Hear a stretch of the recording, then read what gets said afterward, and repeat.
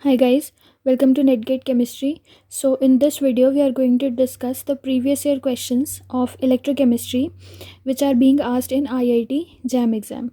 So the first question given to us is for the reaction, this one, the value of delta G naught we have to find in kilojoules per mole. So basically if you look at this overall reaction, then this is a full cell reaction because in this reaction electrons are not appearing. So this is a full cell reaction. Now if you look at, okay, first of all we'll discuss the reactions at anode and the reaction at cathode, right?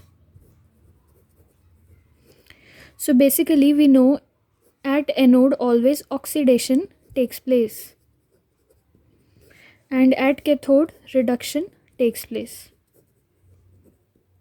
Now you look at this overall reaction. Now we have to find out where the oxidation is taking place. Oxidation means removal of electron, right? So if you look at zinc, here zinc is at 0 oxidation state, here it is having +2, so here it is oxidizing, right? So basically at anode oxidation takes place. So what will be the reaction at anode? That will be Zn changing to Zn2 positive, right? This will be the oxidation reaction and it will be losing out 2 electrons, right? So this is the reaction at anode. Now here you can see it is copper 2 positive, it is copper 0. So here what is happening, copper is taking up 2 electrons changing to, sorry, copper 2 positive taking up 2 electrons and changing to copper solid. So this is reduction happening, right? So reduction always happens at cathode. Always reduction happens at cathode. So basically here copper 2 positive is taking up the 2 electrons and changing to copper solid. So these are the two reactions happening at anode and cathode. Now if you add up these two reactions, so these electrons will cancel out and you will be getting Zn plus copper 2 positive changing to Zn2 positive plus copper, same as the above reaction, right? Now we want to find out delta G naught, but before that what we have to see is, actually in the question they have given the reduction potential values. For copper 2 positive to copper they have given the value as plus 0.34, that we know actually, right? And in case of Zn 2 positive to Zn, this is also the reduction potential value, so that is also minus 0.76 volt, that we actually know also, but they have given that value in the question also. So these are the reduction potential values given in the question, or you can learn them also, or many of the students know that value also, right? So basically if the reduction potential values are given, so we are going to use the formula of E naught cell is equals to, in terms of reduction potential, E naught reduction potential at cathode minus E naught reduction potential at anode, right? So at cathode what is happening? At cathode copper 2 positive is changing to copper because we are writing in terms of reduction potential, and at anode what is happening? Zn2 positive changing to Zn. I'm writing in terms of reduction, right? So we have to put the values here. So for copper 2 positive to copper we have plus 0.3 volt, minus for Zn2 positive to Zn we have minus 0.76 volt. So if you solve this you will be getting plus 1.1 volt. So this is the E naught value. Now we want to find out delta G naught value, right? So basically the relation between delta G naught and E naught is delta G naught is equals to minus NF E naught. Now delta G naught will be equal to minus of N is what? N is number of electrons exchanged, that is 2.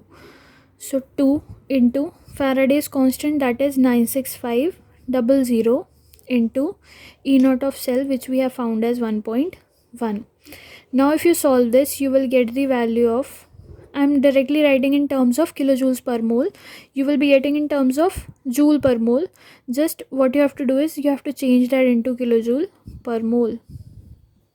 So it will be this, okay, minus 212.267 kilojoule per mole. So this is the first question. So now with this we'll move on to the second question. Now in the second question they have given the salt bridge in galvanic cell allows the flow of. So basically if we have a galvanic cell, what is the role of that salt bridge, that we should know. So if we talk about salt bridge, then what happens, we will be having one cathode and one anode, and here will be the electrodes connected, right? And we will be having salt bridge connecting these two, right? So this will be the salt bridge. What is the function of this salt bridge, that we should know. So basically you can write down all these points. So first is that salt bridge maintains the electrical neutrality. So basically in the salt bridge we will be having this KCl along with amalgam. So what happens here is that KCl is having cation part also and anion part also. So basically the transference number of cations and anions is similar in the electrolyte used in this salt bridge. So the cationic part and anionic part should have almost equivalent or similar transference numbers.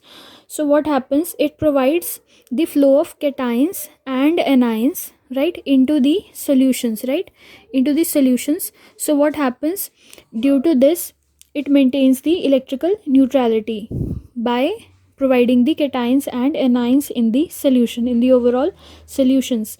So what happens, salt bridge basically is giving only the ions, right, like in this case K positive and Cl negative, and not electrons, right? So if we look at these options, so we will be knowing that the salt bridge will be providing the ions like cations and anions, like here we have K positive and Cl negative and no electrons. So what happens when it provides cations and anions having equivalent transference numbers, so it maintains the overall electrical neutrality by doing this. Also there is one more purpose, that is salt bridge completes the overall circuit without mixing into the solution, and also it eliminates any possibility of the liquid junction potential which develops over here, right? So liquid junction potential is also get eliminated when we use salt bridge. So what are the functions of salt bridge? It maintains electrical neutrality. Salt bridge completes the electrical circuit without mixing with the solution. It doesn't mix with the solution. It eliminates the liquid junction potential, and we should keep in mind that whatever electrolyte we are using, it should have cations and anions having equal or similar transference numbers, right? So it provides ions into the solution and maintains the electrical neutrality, and not electrons. So if we look at the options, so out of these four options, option A is going to be the correct option, right? So basically these are the two questions which I wanted to discuss. So I hope this video was useful for you. So far that's it for this video. Thank you so much for watching.